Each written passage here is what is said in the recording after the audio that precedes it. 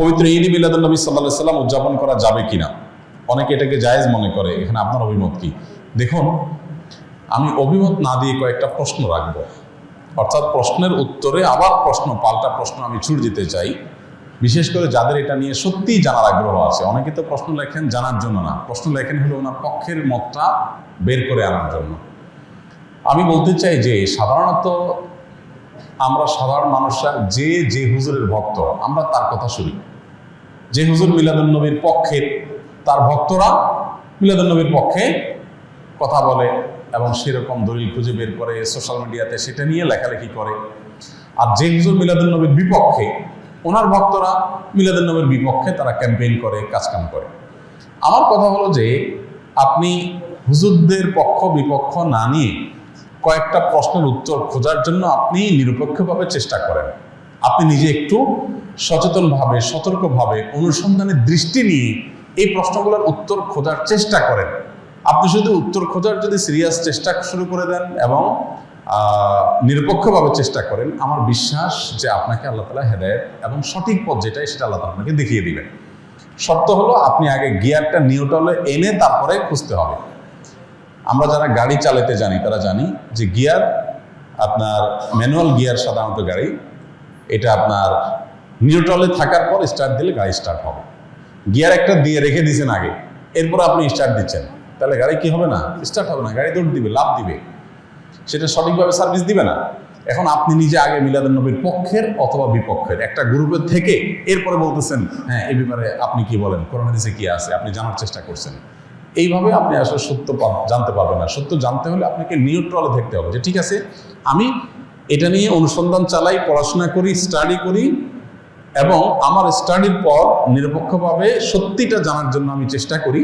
আল্লাহ তাআলার কাছে দোয়া করি আল্লাহ যেন আমাকে হেদায়েত করেন, গাইড করেন, তাহলে আপনি ইনশাআল্লাহ সঠিক পথ পাবেন। এবার আসেন প্রশ্নগুলো কি কি।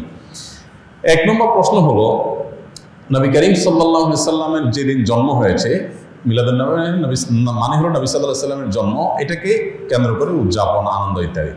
প্রশ্ন হলো, নবী করিম সাল্লাল্লাহু আলাইহি সাল্লামের যে তারিখে জন্ম হয়েছে সেই তারিখটা কি চূড়ান্ত এবং অবিতর্কিত কিনা, অর্থাৎ অমুক তারিখে তিনি জন্মগ্রহণ করেছেন, ইতিহাসবিদগণ এ ব্যাপারে একমত কিনা, বা হাদিস গ্রন্থগুলোতে এটা সুস্পষ্ট আসছে কিনা, এটা আপনি একটু জানার চেষ্টা করেন। আপনি যদি খোঁজ করেন, অনুসন্ধান চালান, তাহলে কিন্তু আপনি জানতে পারবেন, জানতে আপনার কষ্ট হবে না খুব বেশি, যে আসলে নবী সাল্লাল্লাহু আলাইহি সাল্লামের জন্মের তারিখটা এটা চূড়ান্ত কি চূড়ান্ত না।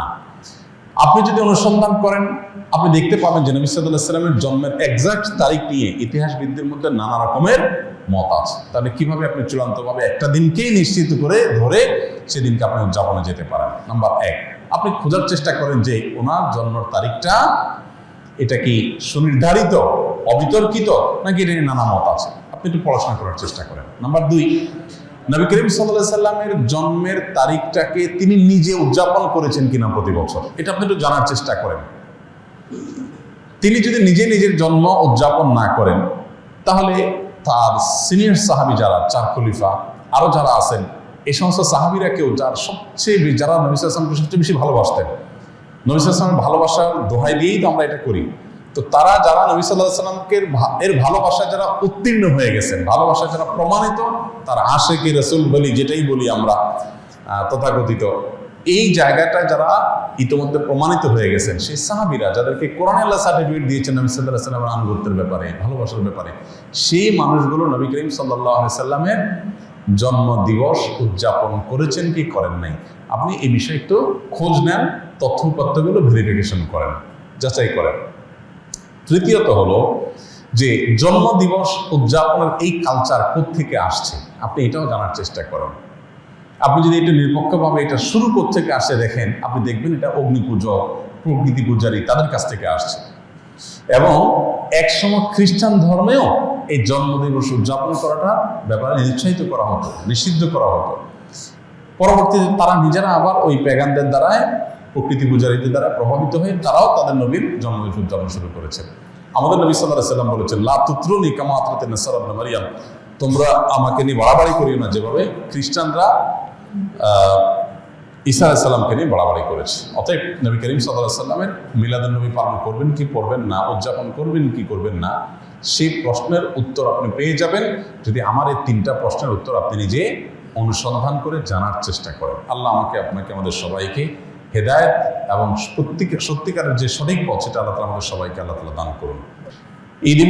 ঈদ মিলাদুন নবী ও সিরাতুন নবীর মধ্যে পার্থক্য কি? মিলাদুন নবী মানে হলো নবী সাল্লাল্লাহু আলাইহি সাল্লামের জন্ম, আর সিরাতুন নবী মানে হলো নবী করিম সাল্লাল্লাহু আলাইহি সাল্লামের জীবনচরিত।